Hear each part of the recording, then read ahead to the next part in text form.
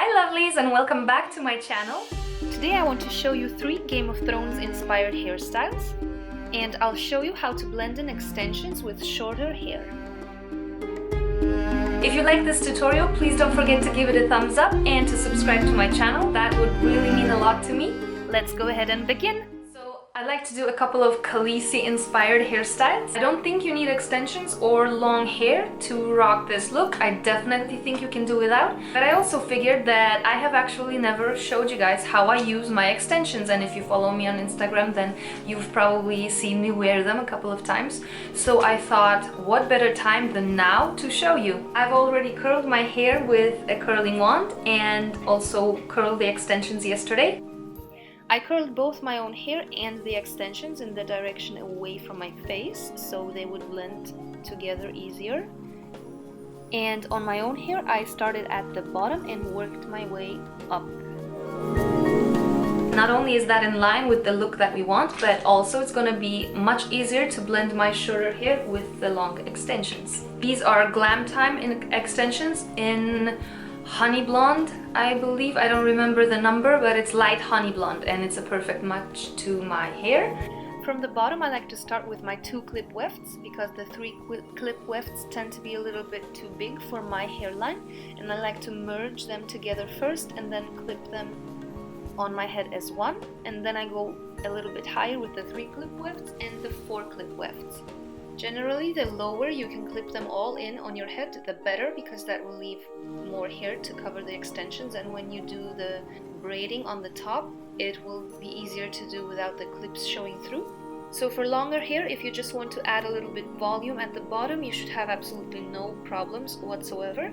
For shorter hair like mine, however, I did clip them in a little bit higher than that. So while I was braiding later, they did poke out a little bit, and I will show you how to fix that if that happens to you, without having to take it all out and starting over. I didn't clip in any wefts on the sides because that hair is going to be braided anyway. So I'm picking up a small section near the parting on one side, and I divide that into 3 strands, and I'll be braiding a Dutch lace braid where I'll only be incorporating new hair from the top. Already when I start, I like to hold my hands behind me like you see here. That way I don't have to switch hands and it's easier to direct the braid behind, to the back, so that when I pull it back later and merge it with the braid that I'm going to do on the other side, I don't get any weird bulks.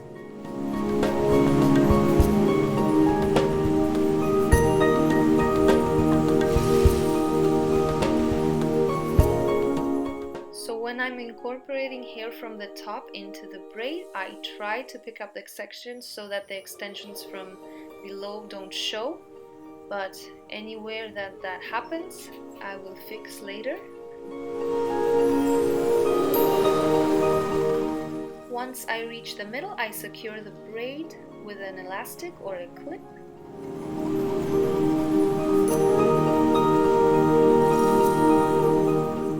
Now I'll do the exact same thing on the other side. And once I have done that, I tie both braids together in the back with a clear elastic. Then I like to take a small piece of that ponytail and wrap it around the base of the pony, and then I like to take another elastic and tie it just at the bottom beneath the twist, so to speak. That way I don't need a bobby pin. Below I'm going to repeat the same process, except for the first few stitches I'm going to add in hair from the bottom as well into the braid, and I'm going to be crossing the outer strands under the middle one. As you can see, the process can be a tiny bit more tricky when you're wearing extensions and you're trying to hide the clips like I am here. So definitely using mirrors is a very good idea, because that way you can see immediately what's going on there, and if you need to pull on the braid. If your hair is longer and you can afford to clip in the extensions lower than I have, then I would recommend you do that. Then you should have absolutely no problems.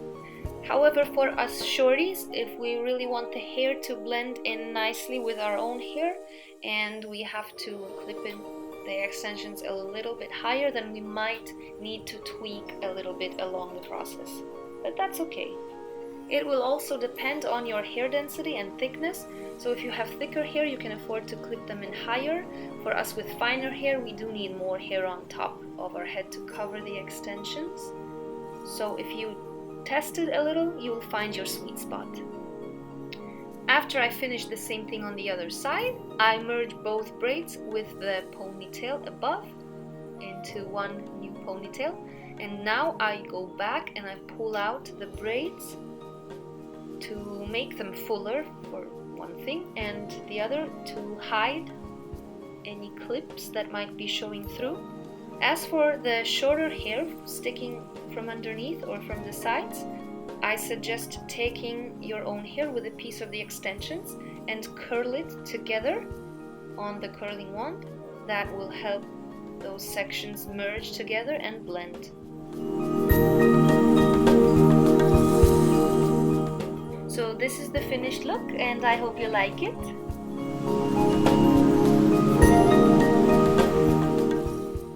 The second hairstyle starts very similarly to the first one, so I didn't want to undo it completely. So I'm taking out the elastics, and instead of merging the two braids in a ponytail, they are going to merge in a 3-strand braid. So we have to merge them and separate the hair that we have from both braids into 3 strands. And then start braiding a 3-strand braid by crossing the strands under the middle.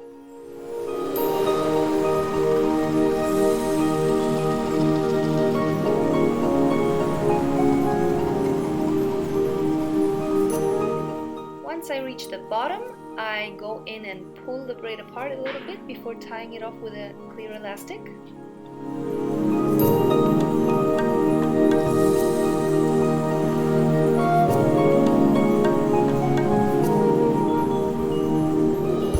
As for the sides, I try to just continue the braid I was doing. I'm gonna keep adding in hair from both sides, from the back and the top into the braid, and also from the bottom, from the hairline, until I have no more hair to add on that side of the head, and I will just continue braiding a normal 3-strand braid down. Here is where the extensions are starting to show a little bit, but don't worry if that happens, we will fix that.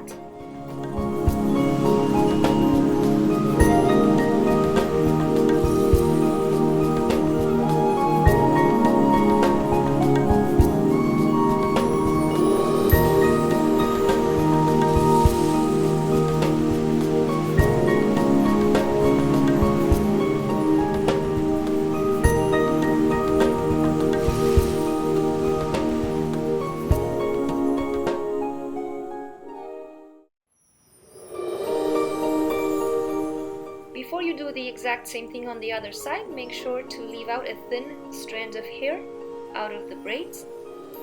Before moving on to the next step, I pull out the braid because it's going to help me cover those clips later on.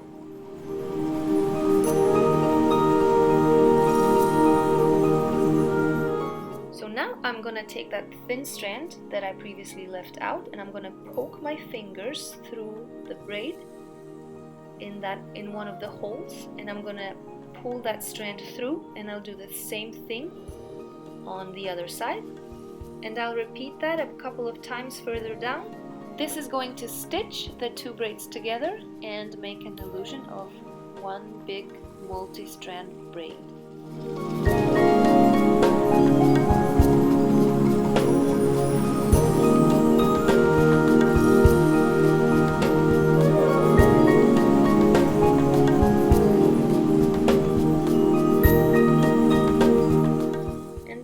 Just tie everything off at the bottom with one clear elastic and remove any unnecessary ones.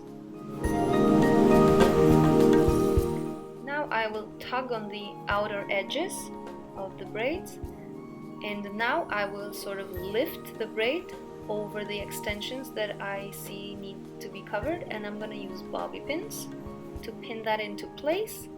And I'm just gonna pull the braids apart further and see any places that need to be covered, tweak them, pin the braid that I have over there to kind of stay in place over the extensions, and just see in the mirror what needs to be tweaked and just do that.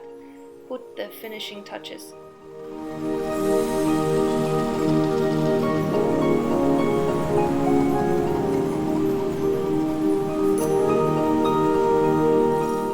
And that is the finished second look.